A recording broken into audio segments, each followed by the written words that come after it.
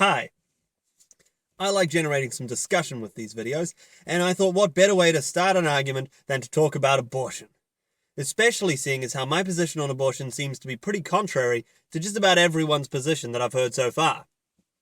So no matter what side of the aisle you're on, I'm pretty sure I'm about to say something that's going to get you nice and pissed off. The way this is often tackled is by trying to define where a human life begins. At what point are we dealing with a human being that has moral value?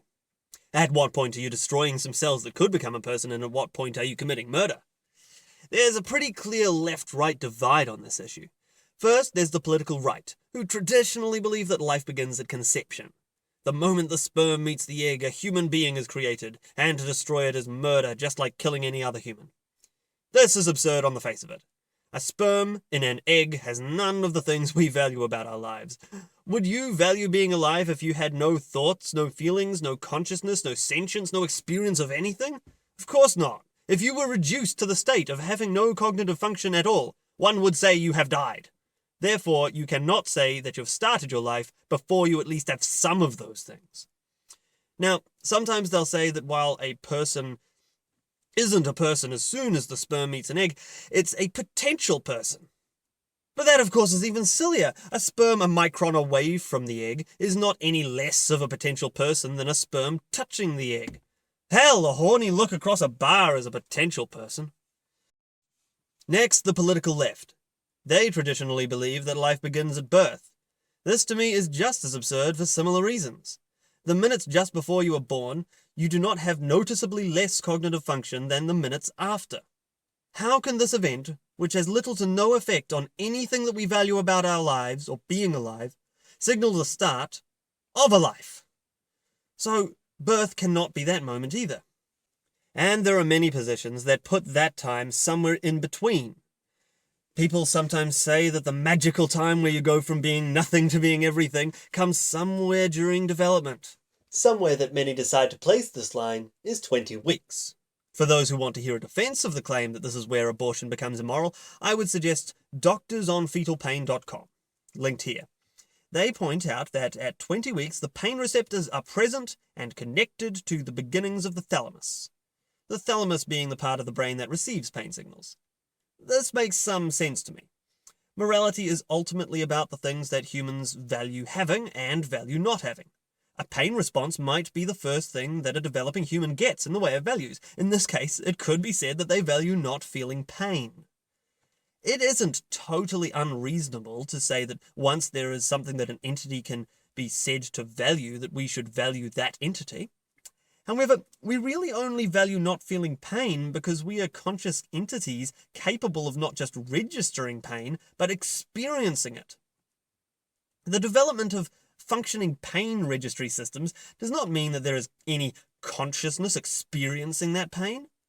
You could create a machine that detects when it's whacked and even responds, but we wouldn't say that that represents that machine feeling pain. This leads us to possibly the most common position, which puts the line at the beginning of consciousness, around 24 to 28 weeks. If you want to see this argument being made, I'd recommend an article from Scientific American called When Does Consciousness Arise? To put it simply though, at 24 weeks the basic components of the brain are mostly present, and at 28 weeks they're connected up. There's even some evidence that the fetus baby, is dreaming at the 28-week mark. Although what they could possibly be dreaming about is beyond me. Either way, this is also a compelling place to declare the start of human life. Not only does the entity now have nerves to conduct pain and pleasure, but a brain to process it. Clearly this shows that there is a preference for one thing over the other. The infant values something. At that point we can surely consider this a human being, right? This must be the line. Well, not so fast. Sure, it seems we must consider anything that can feel and process that feeling as having some moral value. But this isn't sufficient to say that it has the same moral value as a human life.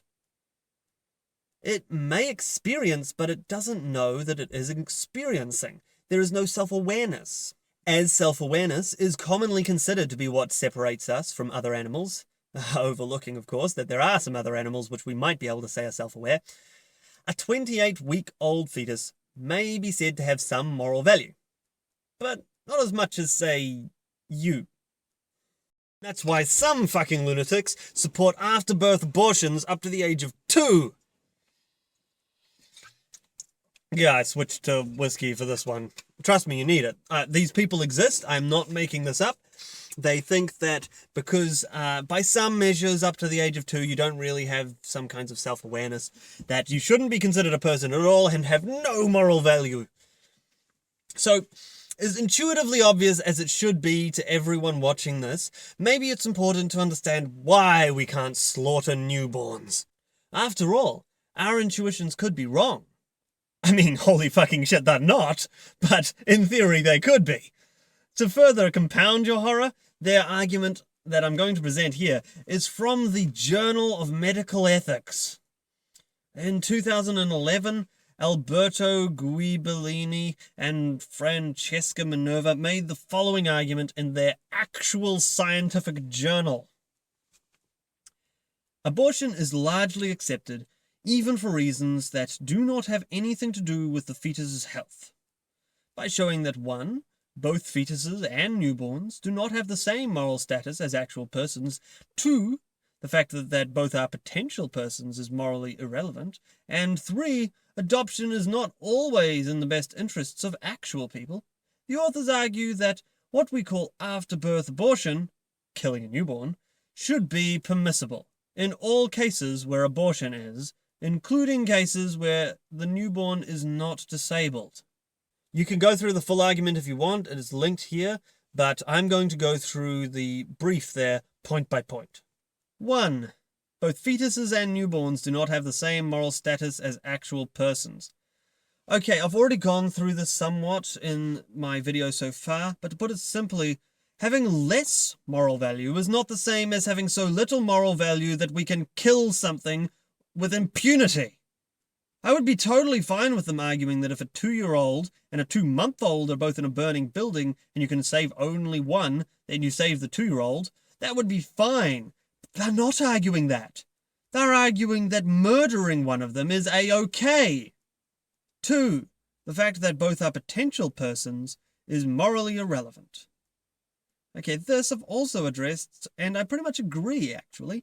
Potential persons is a wonky concept. 3. Adoption is not always in the best interests of actual people. I might need to explain why they're making this argument. If you already agree that a newborn is of little to no moral value as it's not an actual person, their words not mine, then one might say that the parents should just put it up for adoption instead of killing it. They argue that since adoption may not be easiest for the actual people, such as the parents or the adoption agency, it's better to just kill the baby.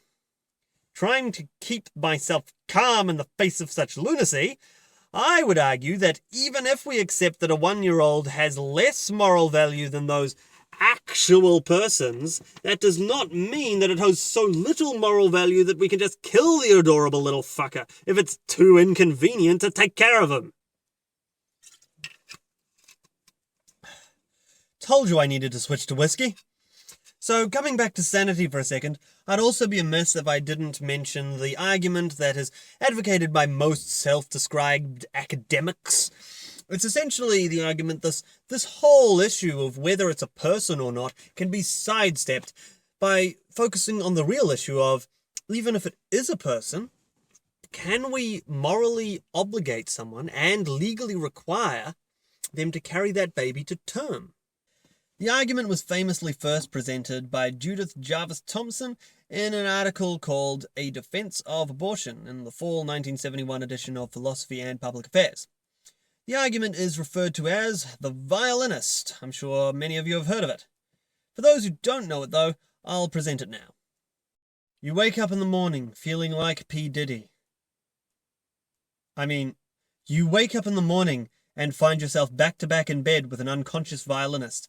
A famous unconscious violinist. He has been found to have a fatal kidney ailment, and the Society of Music Lovers has canvassed all the available medical records and found that you alone have the right blood type to help. They have therefore kidnapped you, and last night the violinist's circulatory system was plugged into yours, so that your kidneys can be used to extract the poisons from his blood as well as your own. The director of the hospital now tells you, look, We're sorry the Society of Music Lovers did this to you. We would never have permitted it if we'd known, but still they did it. And the violinist is now plugged into you. To unplug you would be to kill him, but never mind. It's only for 9 months, and by then he will have recovered enough from his ailment and can safely be unplugged from you. Is it morally incumbent on you to accede to this situation? No doubt it would be very nice if you did, a great kindness, but do you have to accede it? Now, I'd agree that you wouldn't be morally obligated to stay connected to him, and that the parallel with pregnancy works insofar as it shows that abortion is allowing to die rather than killing. Because aborting a baby is not necessarily intentionally trying to kill it, but merely detaching it from your body, at which point it is unable to survive. But there are 2 potential problems that you might have noticed with this argument. The first is that being connected was totally non-voluntary, unlike most pregnancies. However, I will overlook this, as I think you should still be able to disconnect yourself if you volunteered and then changed your mind about the whole kidney operation thing. The second is that you are not morally obligated to protect a violinist in the same way as you are morally obligated to protect your own child. However, I would say at least that even if it was your own child, you shouldn't be obligated legally to stay connected to your child medically in those circumstances. So, while it's not a perfect analogy, as many proponents seem to think it does show that abortion is more like allowing to die than killing. So I've included it here. So this has been quite a journey. And as I said at the start, I disagree with most of those positions. So you might be wondering, what is my position on this? Well, I'm glad you asked. By the way, I'm back to beer.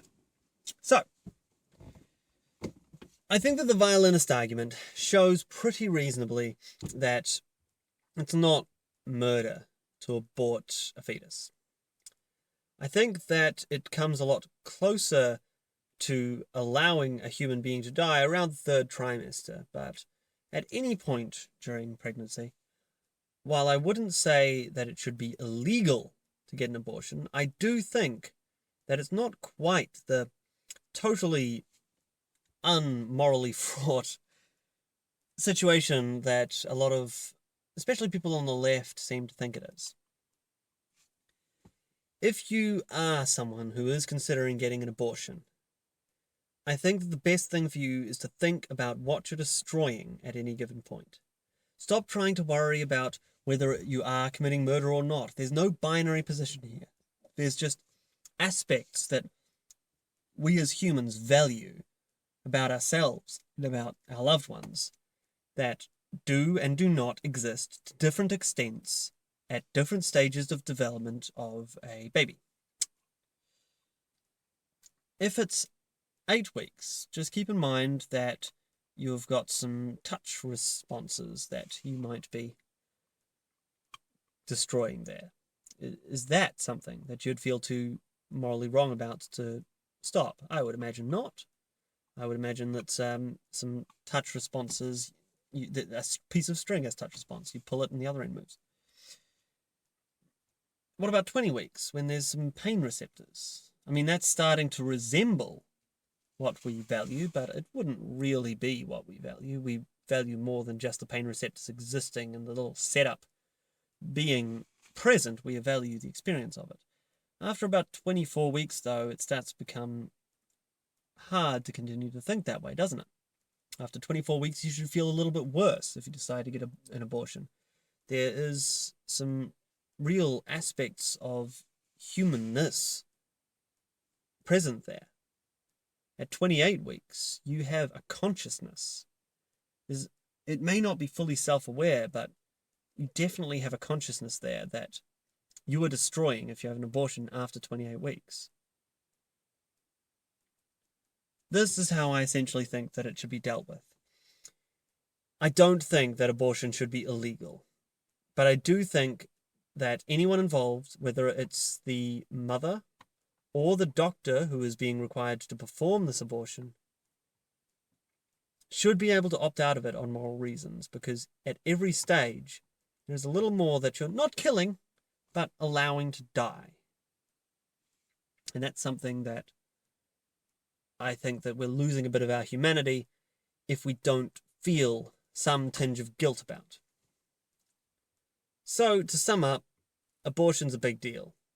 The longer it goes on, the bigger deal it becomes. But we can't make it illegal.